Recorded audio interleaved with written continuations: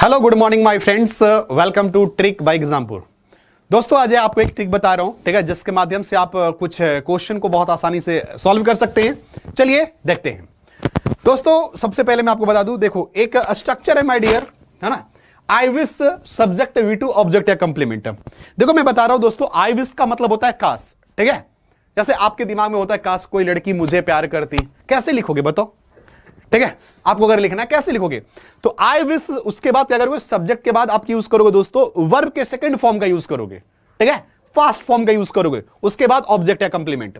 ये क्या रिप्रेजेंट करता है, ये प्रेजेंट को रिप्रेजेंट करता है। आपके पास अगर कोई प्रेजेंट में डिजायर होगा कि भाई काश में पंछी होता, है ना, काश कोई लड़की अभी मुझे प्यार करती, ठीक है, तो कैसे बोलोगे, है ना, I wish someone loved me, someone loved me, ठीक है। ठीक उसी तरह से आई wish I were a bird, काश में पंछी होता, है ना, I would fly in the sky, ठीक है, फ्रीली, है ना, मैं आकाश सर स्वतंत्र रूप से आकाश में उड़ता, ठीक है। तो आपने अपने अंदर एक प्रेजेंट डिजायर रखा, प्रेजेंट में एक डिजायर है, जैसे अभी अभी आपके पास एक डिजायर है, तो उस डिजायर को रिप्रेजेंट करने के लिए क्या यूज किया आपने, इस स्ट्रक्चर का यूज किया, ठीक है। जैसे ही आप आगे बढ़ेंगे, ठीक है, आप देखो दोस्तों, अगर आपके डिजायर फ्यूचर का हो, ठीक है, आप फ्यूचर में कोई एज्यूम कर रहे हो कि काश मेरे पास एक जॉब हो, ठीक है, काश एक मेरे पास जॉब हो, लेकिन अभी तुम्हारा क्या हो सर, ग्रेजुएशन कंप्लीट नहीं हुआ है, तुम पार्ट 1 में हो और तुम एज्यूम कर रहे हो कि सर क्या हो, हमारे पास एक जॉब हो, है ना, ग्रेजुएशन के बाद, ठीक है। कैसे आप इस चीज को लिखना चाहोगे, आपके पास फ्यूचर में कोई डिजायर है, आप फ्यूचर में एज्यूम करो कि मेरे पास एक डिजायर है, उस डिजायर को रिप्रेजेंट कैसे करोगे, उसके लिए सब आप स्ट्रक्चर का यूज करेंगे दोस्तों, आई विश वुड का यूज करेंगे या कुड का यूज करेंगे।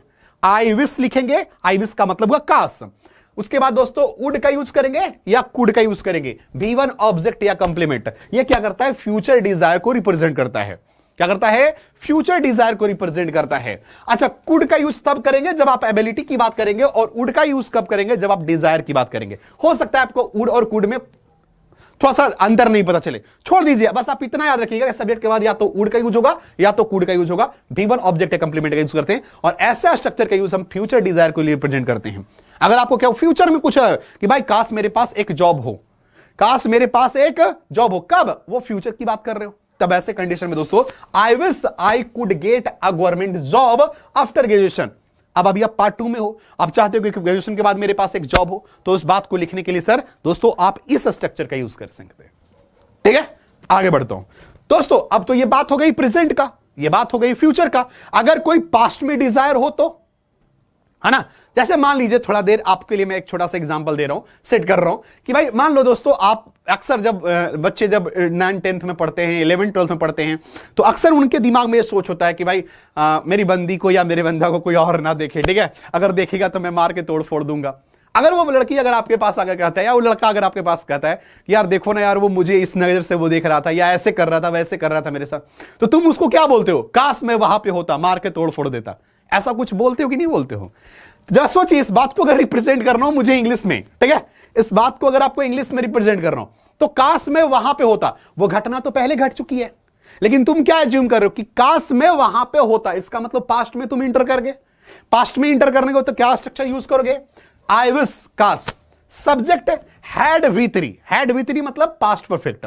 अगर आप आई विश के बाद हैड V3 का यूज कर रहे हैं, तो ये पास्ट के डिजायर को रिप्रेजेंट करता है। पास्ट में कोई डिजायर रहा होगा आपके पास, उस डिजायर को रिप्रेजेंट करने के लिए subject had V3 past perfect का यूज करते हैं।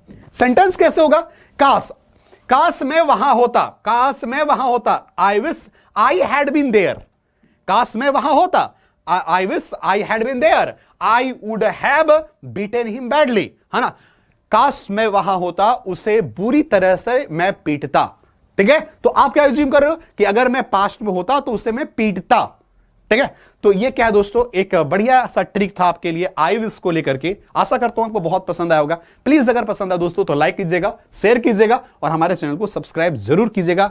Trick by example. Bye bye, take care.